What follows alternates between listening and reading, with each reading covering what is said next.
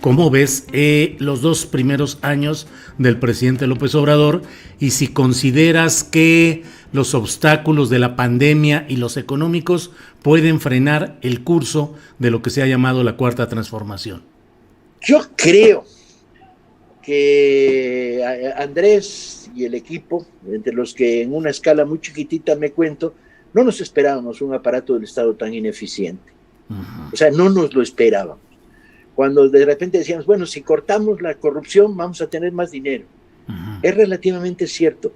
Es cierto, la carretera te va a costar menos, pero no vas a encontrar ese dinero, ¿sí? Entonces, ni puedes refinanciar al nivel que se pensó al principio la obra social, ni contaste con un aparato del Estado donde todo es complicado. Se había creado un aparato del Estado donde para cualquier cosa había que hacer 272 memorandos, pedir permisos, checar. O sea, todas estas medidas supuestamente anticorrupción, lo único que hacían era obstaculizar el funcionamiento del aparato del Estado y en un nivel superior facilitar la corrupción.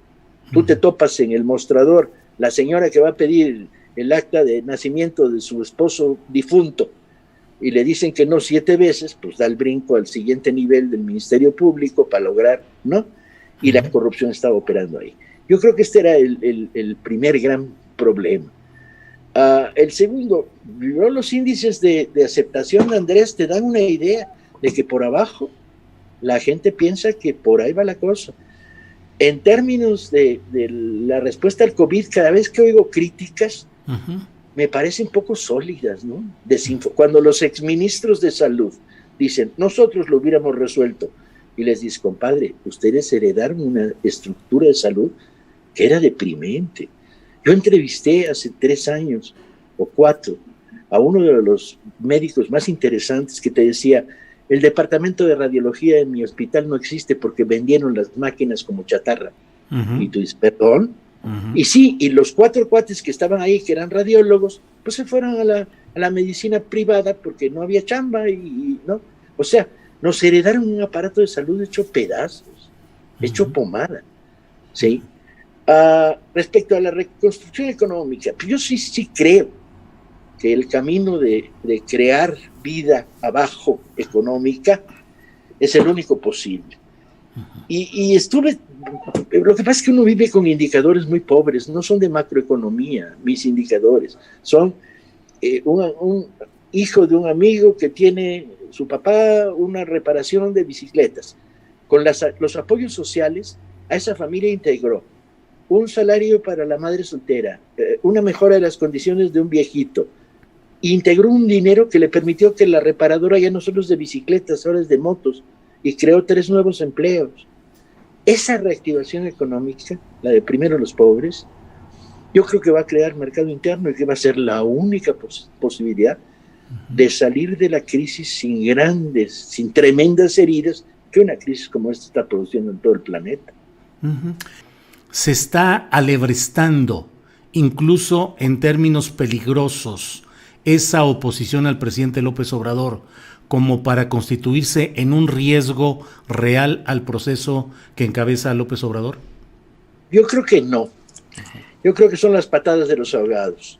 Cuando revisas cuidadosamente las críticas, como por ejemplo las que nos hacen a nosotros, porque hacemos libros de abajo de los 20 pesos, están indignados, ¿sí? Y tú dices, bueno, no enseñen el cobre tan feo, no se remuestren como lo que fueron, unos aristócratas privilegiados que tenían prebendas del viejo aparato del Estado.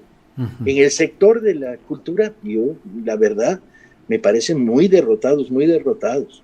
Ahora, quizá tenemos un problema en la 4T, que es en medio de esta oleada de críticas amparadas en datos falsos, fake news, injurias, insultos, a lo mejor hemos perdido habilidad para recibir la crítica positiva.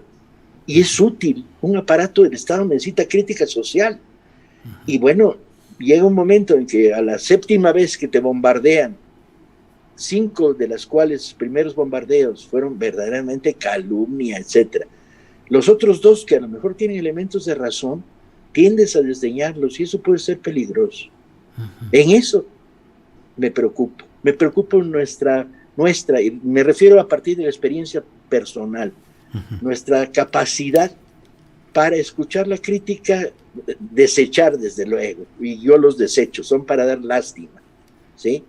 Esta crítica, pero desechar en medio de esta crítica los elementos positivos que aparecen en ella.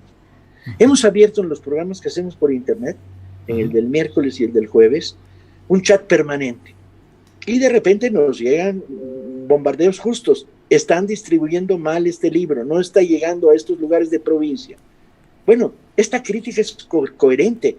Tenemos que deschilanguizar la distribución del libro. Un lector en Tamaulipas no tiene que decir, dentro de 4 meses voy a ir a la Ciudad de México y entonces voy a comprar libros. No, qué óvole. Tenemos librería en Tampico, hombre. Entonces, hay que aceptar que esta parte de la crítica pues es soberanamente útil y sana. Claro. Y respecto a los contenidos, igual.